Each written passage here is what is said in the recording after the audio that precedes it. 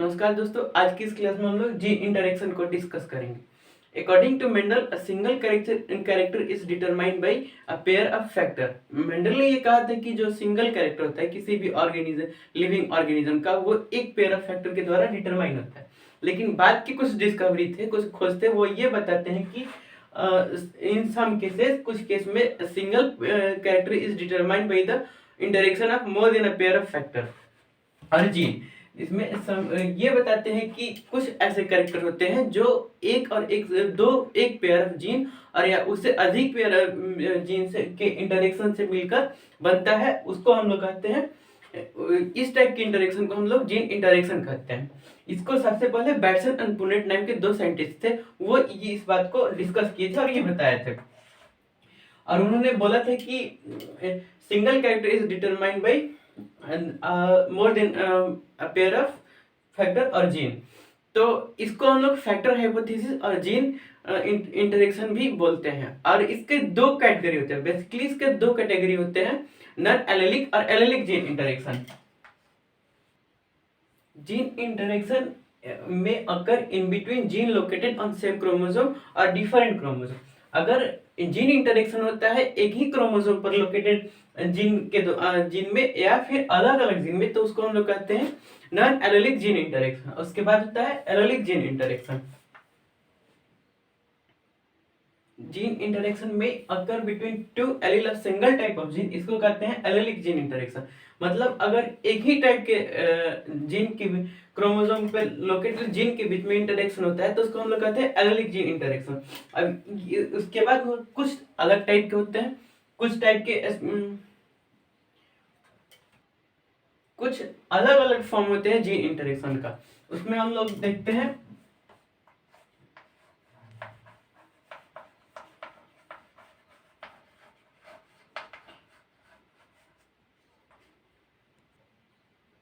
ये जो चार टाइप है जीन इंटरेक्शन का, जिसमें कम्प्लीमेंट्री फैक्टर और complementary gene interaction, supplementary factor, supplementary gene interaction, inhibiting और एपिस्टेसिस, डुप्लीकेटिंग फैक्टर, ये आते हैं नॉन एलेलिक जीन इंटरेक्शन। इसमें ये चार जो जीन इंटरेक्शन होता है, ये नॉन एलेलिक जीन इंटरेक्शन में आता है। और इसको नॉन एलेलिक जीन इंटरेक्शन में क्यों रखा गया है, इसको हम लोग आगे डिस्कस करेंगे। उसके बाद आता है allylic gene interaction. Complete dominance, incomplete dominance, codominance or blending inheritance, cumulative और multiple factor और multiple gene interaction, pleiotropism, ये जो होते हैं ये जो होता है ये एलोलिक जीन इंटरेक्शन।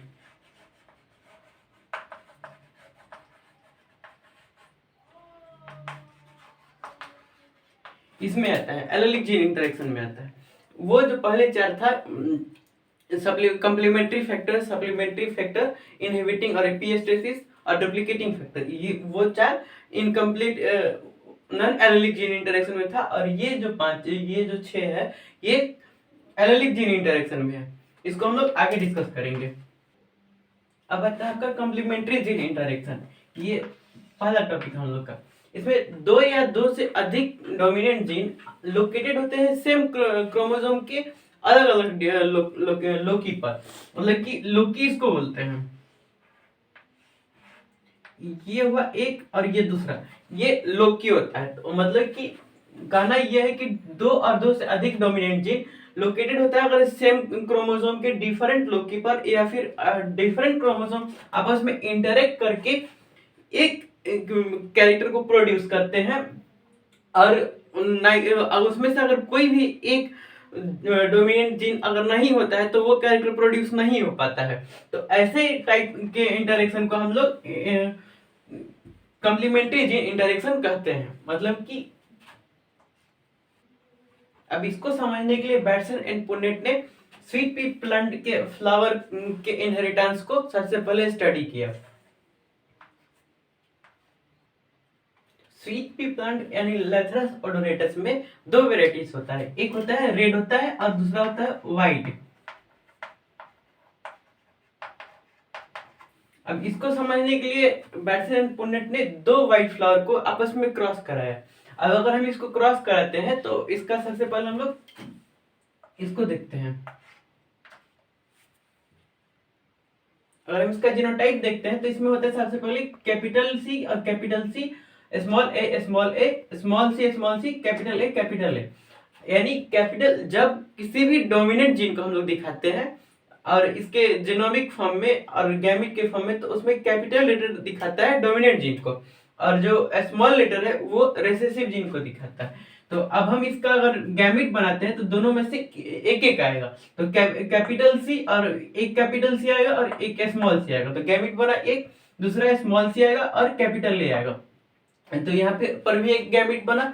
अब जब इसको हम लोग क्रॉस करा के लिखते हैं तो जो डोमिनेंट होगा और उसको सबसे पहले तो कैपिटल सी, और उसके बाद जो रिसेसिव हुआ तो ये स्मॉल सी इसके बाद लिखेंगे, फिर जो कैपिटल ए है इसको पहले लिखेंगे और रिसेसिव ए है इसको बाद में लिखेंगे। ये हुआ F1 जनरेशन। F1 जनरेशन में होता ये है कि रेड फ्लावर हो जाता है, क्रॉस कराया था व्हाइट फ्लावर को, लेकिन प्रोडक्ट जो होता है वो रेड फ्लावर हो जाता है F1 जनरेशन में।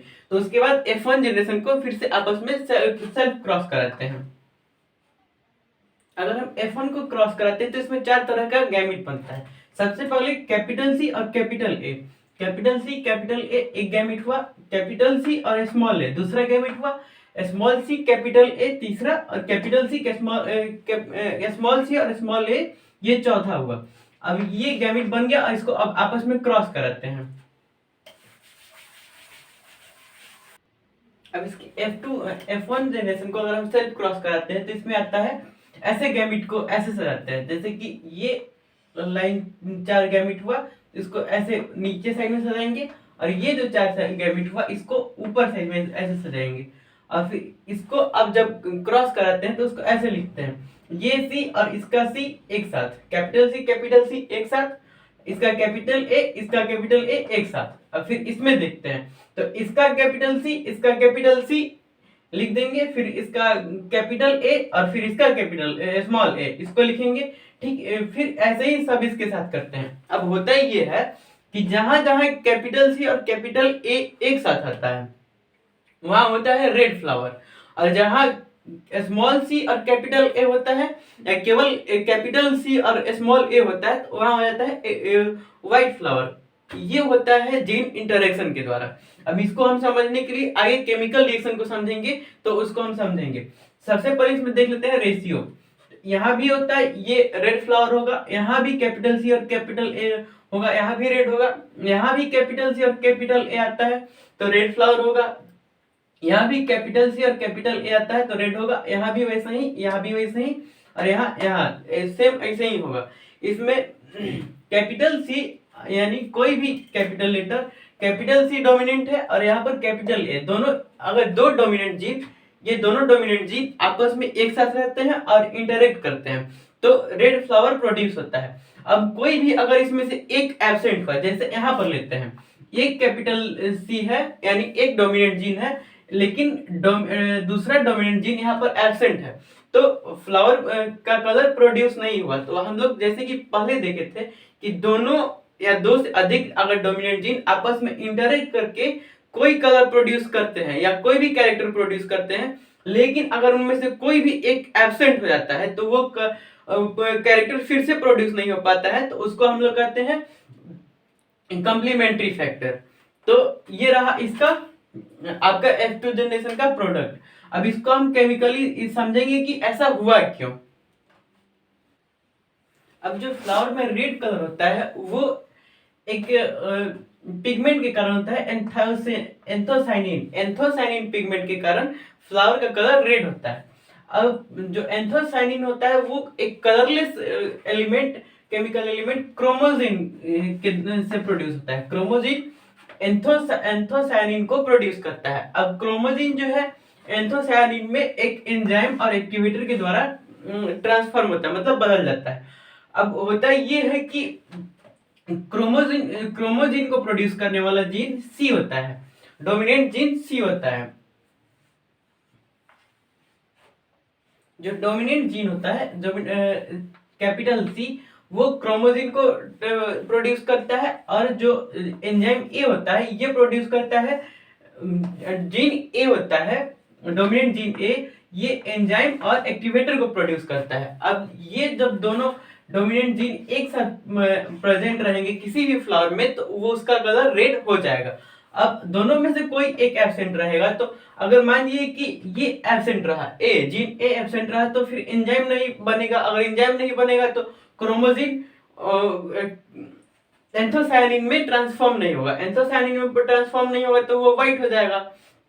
ठीक वैसा ही अगर सी नहीं रहेगा, सी रेसेसिव रहेगा, तो क्रोमोजिन प्रोड्यूस नहीं होगा, तो क्रोमोजिन प्रोड्यूस नहीं होगा तो फिर ये एंजाइम किसको ट्रांसफॉर्म करेगा, तो उस कंडीशन में भी एंथोसायनिन प्रोड्यूस नहीं होगा, तो उसका कलर व्हाइट हो जाएगा। इस तरह से ये दोनों जीन के आपस में इंटरेक्शन से जो पी प्लांट के फ्लावर होते हैं वो रेड होते हैं और व्हाइट होते हैं। इंटरेक्शन हुआ तो रेड होंगे और इंटरेक्शन नहीं हुआ तो व्हाइट होंगे। अब अगर हम देखते हैं कि मसला ये आता है कि जब दोनों फ्लावर व्हाइट थे तो रेड कैसे हो गए। उसमें जो वो दोनों फ्लावर व्हाइट थे लेकिन उनका जो गैमेट था, जीनोटाइप था, वो हाइब्रिड जीनोटाइप था। इसका मतलब ये होता है कि उसका अगर मतलब कि एंसेस्टर था वो रेड रहा होगा, फिर रेड के क्रॉस कराने पे वो दोनों व्हाइट आए होंगे, तो उसमें ये दोनों जीन रिसेसिव रहे होंगे तो वो व्हाइट हो गया। लेकिन यहाँ पर जब क्रॉस कराया गया तो ये फिर से रेड हो गया, तो उसको हम लोग रिवर्सन एक्टिविज्म और बैक थ्रो क्रॉस करते हैं। अगर अपीयरेंस होता है रिमोट एंसेस्ट्रल टाइप का, अगर दो वेराइटी में क्रॉस कराने पर रिमोट एंसेस्ट्रल टाइप का अपीयरेंस हो जाता है तो उसको रिवर्सन एक्टिविज्म और बैक थ्रो कहते हैं, बैक थ्रो क्रॉस। इसके बाद आता है सप्लीमेंट्री फैक्टर। सप्लीमेंट्री फैक्टर में होता यह है कि दो independent pair of dominant gene आपस में ऐसे इंटरेक्ट करते हैं कि अगर उसमें से एक एब्सेंट रहा तो दूसरा अपना इफेक्ट को प्रोड्यूस करेगा, लेकिन अगर दोनों आप ऊपर प्रेजेंट रहे एक जीनोम में और अपने आप को इंटरेक्ट करके प्रोड्यूस किए तो तीसरा कैरेक्टर प्रेजेंट हो जाएगा, यानी दोनों से हटके तीसरा कैरेक्टर अपीयर हो जाएगा उसमें।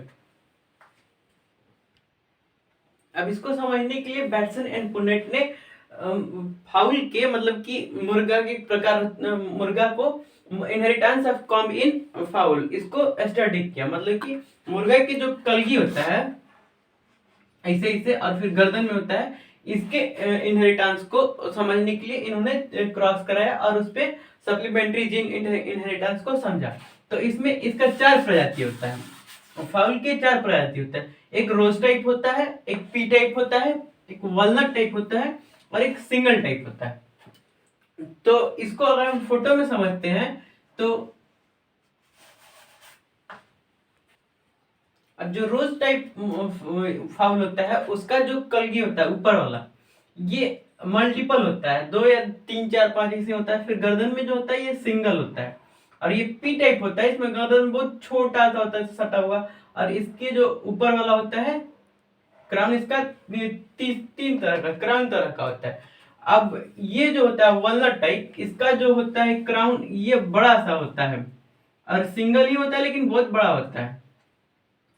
और ये जो होता है ये हल्का सेकंड 2 लेयर में होता है। जो सिंगल फाउल होता है उसमें इसका क्राउन 1 लेयर का होता है और ये ऐसे पूरा होता है पूरे हेड पर, और लेकिन इसका जो गर्दन में होता है ये 2 तरह का होता है। 2 तरह का नहीं होता है, एक ही होता है लेकिन 2 देखने पर लगता है 2 है। वैसे ही गर्दन में जो लटका हुआ होता है वो, ये सिंगल हुआ, ये वॉलनट टाइप हुआ, ये पी टाइप हुआ, ये रोज टाइप हुआ। अब इसके जीनोटाइप को समझते हैं। अब अगर इसके जीनोटाइप को देखते हैं तो डोमिनेंट जीन आर जो होता है वो प्रोड्यूस करता है रोज टाइप के जो फॉल होते हैं उसमें जो जीन डोमिनेंट होता है उसको आर से रिप्रेजेंट करते हैं। जो पी टाइप में होता है उसमें डोमिनेंट जीन पी होता है, ये डोमिनेंट होता है तो पी टाइप बनता है। अगर ये दोनों अकेले अकेले रहे तो अगर आर डोमिनेंट रहे और अकेले रहे तो रोज टाइप होगा, और पी डोमिनेंट रहे और अकेले रहे तो पी टाइप होगा। लेकिन अगर आर और पी दोनों एक साथ डोमिनेंट रहा तो जो फाउल प्रोड्यूस होगा वो वॉलनट टाइप का प्रोड्यूस हो जाएगा। अब ये दोनों अगर एक साथ रहे लेकिन रेसेसिव रहे तो ये हो जाएगा सिंगल टाइप। अब इसको क्रॉस करा कर हम लोग समझते हैं।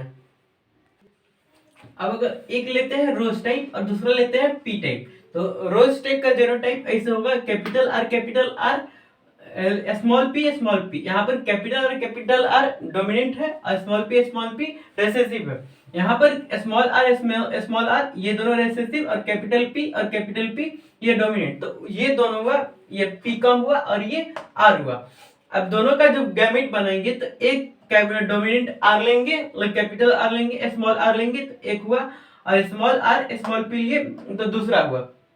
अब क्रॉस कराए तो इसका कैपिटल आर जो पहले आएगा, फिर स्मॉल आर बाद में आएगा, फिर कैपिटल पी और स्मॉल पी। ये हुआ F1 जनरेशन। अब यहाँ पर जो क्रॉस हुआ पी कम और रोज कम में हुआ, लेकिन जो प्रोडक्ट आया F1 जनरेशन हुआ वो वॉलनट टाइप हो गया। अब फिर इसको F1 जनरेशन को आपस में सेल्फ क्रॉस कराएंगे, मतलब कि ये जो जीनोटाइप है इसको हम आपस में फिर से सेल्फ क्रॉस कराएंगे। अब हम इसके F1 जनरेशन को जब क्रॉस कराते हैं आपस में, तो ऐसे गैमेट बनाते हैं चारों को अलग अलग करके। तो इसमें जब आपस में क्रॉस कराते हैं तो ये जितना कैपिटल आर कैपिटल पी एक साथ रहेगा ये हो जाएगा वॉलनट टाइप। यहाँ भी वॉलनट टाइप होगा, कैपिटल आर कैपिटल पी। अब यहाँ पर समझिए कैपिटल आर कैपिटल पी यहाँ पर एकदम स्पष्ट दिखता है, एक कैपिटल आर है और एक कैपिटल पी, मतलब कि दोनों डोमिनेंट जीन कैपिटल आर और कैपिटल पी एक साथ है। अब ये दोनों मिलके तीसरा वॉलनट टाइप को प्रोड्यूस किया। जहां पर देखते हैं अगर कैपिटल आर और स्मॉल पी रहता है, यानी एक डोमिनेंट जीन प्रेजेंट रहता है, अपने आप को एक्सप्रेस करता है, तो ये हो जाएगा रोज टाइप। लेकिन दूसरा डोमिनेंट जीन अपने आप को ये डोमिनेंट नहीं रहता है, रिसेसिव हो जाता है, तो ये हो जाता है अपना ओरिजिनल डोमिनेंसी को दिखाता है, यानी ये रोज टाइप होता है। तो जहां जहां भी कैपिटल आर होगा यानी डोमिनेंट जीन एक होगा और दूसरा डोमिनेंट जीन नहीं होगा, तो वो हो जाएगा आपका अपने आप को एक्सप्रेस कर देगा। तो यहाँ पर भी हुआ रोज टाइप ये हुआ। लेकिन अगर हम देखते हैं तो ये जो है पी टाइप हो जाएगा, क्योंकि यहाँ पर स्मॉल आर एक जीन जो है रेसेसिव है, दूसरा जीन डोमिनेंट है। यहाँ पर भी एक जीन रेसेसिव है, दूसरा डोमिनेंट है, तो ये पी टाइप हुआ। यहाँ पर दोनों जीन रेसेसिव है, तो यहाँ पर होता है सिंगल टाइप। जहां पर हम बताए थे कि अगर कैपिटल और कैपिटल या दोनों डोमिनेंट रहा तो वॉलनट टाइप बनेगा, और दोनों रेसेसिव रहा तो सिंगल टाइप का फाउल प्रोड्यूस होगा। तो ये आपका हुआ सप्लीमेंट्री जीन, यानी जब दो जीन होते हैं, दो इंडिपेंडेंट जीन और दोनों डोमिनेंट होते हैं, तो तीसरा कैरेक्टर प्रोड्यूस हो जाता है। लेकिन अगर उसमें से कोई एक डोमिनेंट रहा, दूसरा रेसेसिव रहा, तो वो अपने कैरेक्टर को, अपने जो ओरिजिनल कैरेक्टर हो उसको प्रोड्यूस करता है। इसको कहते हैं हम supplementary gene factor, gene interaction. आज की क्लास में इतना ही। नेक्स्ट क्लास में हम लोग इसको डिस्कस करेंगे, इनहिबिटिंग फैक्टर और डुप्लीकेटिंग फैक्टर। क्योंकि ये जो चारों टॉपिक है वो काफी लंबा है, और अगर इसको एक में करते हैं तो काफी लंबा वीडियो हो जाएगा।